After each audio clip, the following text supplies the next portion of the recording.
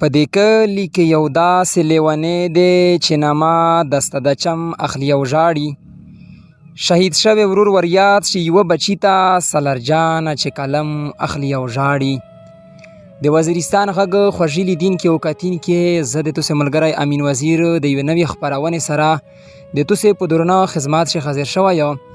دا وخت د مو سره د رڼا پښتو ادبي ټولنې میرانشاه یو تکړه شاعر سالار وزیر په خپرونه شولما دی. د سالار وزیر نه خوندور کلامونه ریکارډ کوي او دا امید مې دی چې د خپرونه او توس د میش سره تر پایه وګورئ. سالار وزیر صاحب که د وزیرستان غږ خوږ لیدونکي او کتونکي ته د خپل ژوند په هکله لنډه پیژندګلي ور وکړي چې خپل نوم دې څه دی او د کوم کلي سره د تعلق دی او تعلیمي زده کړې دې څه دي او څه هلې ځلې. مخکې خو د وزیرستان حق ډېره مننه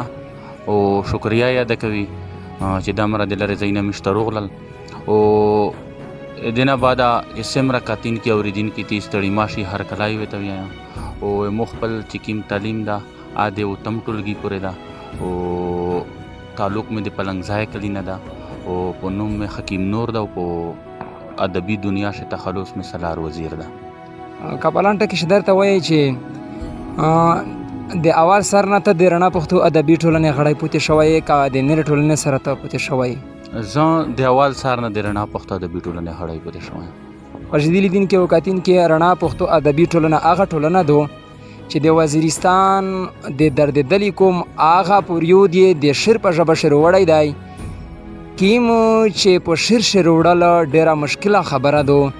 رڼا پښتو ادبي ټولنې تل سپېڅلې شاعري کړې ده او د قوم په غم لړل یې شاعري یې کړې ده او د دې هر یو غړی د وطن انقلابي شاعر دی، د وطن ترجمان شاعر دی. نو سالار وزیر د رڼا پښتو ادبي ټولنې په هغه تکړه شاعرونو شه یو تکړه شاعر دی. سالار وزیر صاحب که خبرې ډېرې وکړي نو اورېدونکي وتانګ شي که د خپلې خوښې څه وڅې کلامونه موږ ته پیش کړي چې د ادب د مینولې تنده څه نه څه پرې موته شي. ډېره مننه. غزاله رز ده چې ناسته کومه د یوه داسې موسیقار په خوا کې ناسته کومه د یو داسې موسیقار په خوا کې چې د بقا سندرې وایي د ړنګ خار په خوا کې ډېر ښه په ماته سا ستا د یارۍ د لیونتوب په ټپه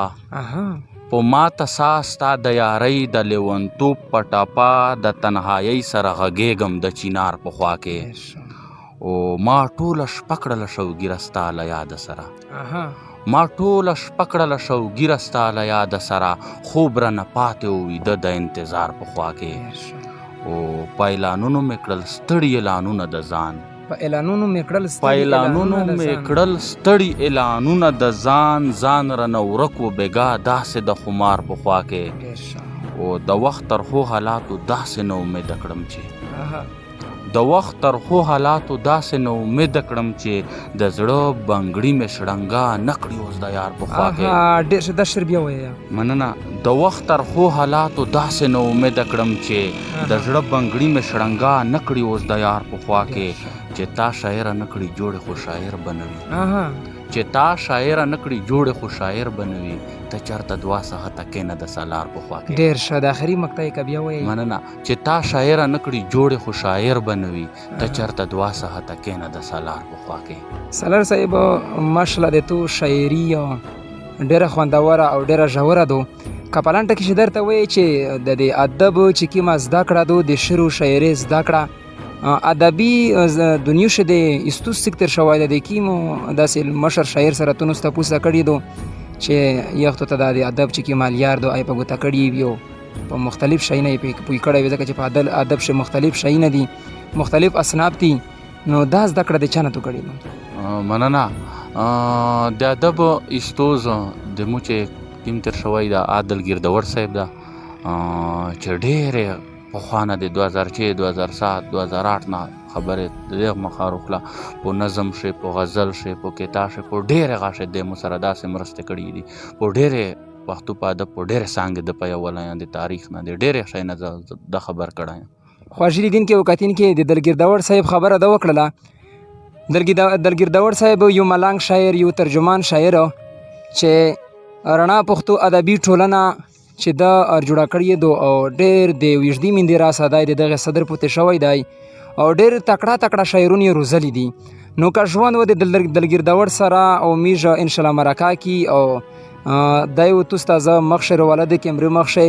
دلګیر داور صاحب ملنګ نامونه سړی دی کیمرې مخشه ډېر نرسي خو زه به انشاءالله پیرا کوشش کوم چې دی مخشه روله. سالار صاحب خبره کول ډېر نه غوړه که داسې لږ کې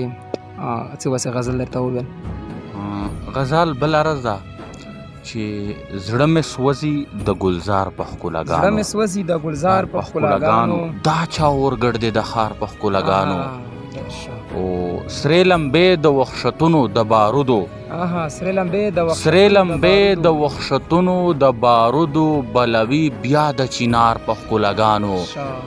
او شي منزل به ور په ګوته پښتنو ته شي منزل به ور په ګوته پښتنو ته شي منزل به ور په ګوته پښتنو ته کشول پوی د نغمازار په ښکلاګانو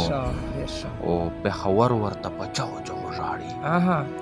پېښور ورته په چغو چغو ژاړي اور د بل د کندهار په ښکلاګانو ډېر ښه دا شعر بیا وایه مننه پېښور ورته په چغو چغو ژاړي اور د بل د کندهار په ښکلاګانو د منصور غوندې بډار نکړي سلاره د منصور غوندې بډار نکړي سلاره کشول که پوهېږي څوک د دار په ښکلاګانو په ښکلاګانو څانګې وچې شوې د ګل باران پکار ده څانګې وچې شوې د ګل باران پکار ده دې تصویر ته د غزل باران پکار ده د مطلب بیا وایه څانګې وچې شوې د ګل باران پکار دی دې تصویر ته د غزل باران پکار دی دلته بل رنګ انصاف ته لویه خدایا دلته بل رنګ انصاف ته لویه خدایا دلته بل رنګ بدل باران پکار دی مننه دلته بل رنګ انصاف ته لویه خدایا دلته بل رنګ بدل باران پکار دی او د حیرت چا چې پورته شي له خاورو د حیرت چا چې پورته شي له خاورو د سندرو د اجمل باران پکار دی د حیرت چا چې پورته شي له خاورو د سندرو د اجمل باران پکار دی د سپرلي ویشونکي راشه ستا د امن د سپرلي ویشونکي راشه ستا د امن په خیبر او په کابل باران پکار دی او ستا په کور خو ای د تور قانون وګداره ستا په کور خو ای د تور قانون وګداره ستا په کور خو ای د تور قانون وګداره ستا په کور خو د ځنګل باران پکار دی او دې د پاره لاس کړه پورته سلر جانا دې د پاره لاس کړه پورته سلر جانا د جامونو د محفل باران پکار دی. ډېره مننه سالار صاحب چې د خپل قیمتي وخت وایسته په آخر شی د پښتون افغان ولس درونه ولس ته په لنډه کې شي د تو څه پیغام وي او څه ویل غواړي په آخر شي؟ مننه ټولې پښتنې ته بیا بیا هر کلی او په آخر شي موږ دا پیغام ورکوي چې دوی د خپلو بچیو وروڼه باندې تعلیم وسیتي او د پښتې ادب څانګې پښتې د ور زده کو په نصاب شي د پښتې ور شي او په اتفاق په اتحاد سره دی شي. ډېره مننه څوک پیغمبر شي څوک شاعر شي درده په چا کتاب په چا غزل نازل شي خوږی لیدونکي او کتونکي دا نن د میش ځانګړې خپرونه د ډېر قدرمن شاعر سالار وزیر سره توسې ورویدله امید دی چې د نن خپرونه او د توس د خوا شیوړ ګرځېدلې وي چې بله خپرونه او توس سروري تر یغه وخته پورې خپل کوربه امین وزیر ته ورکړي اجازات د خدای امان.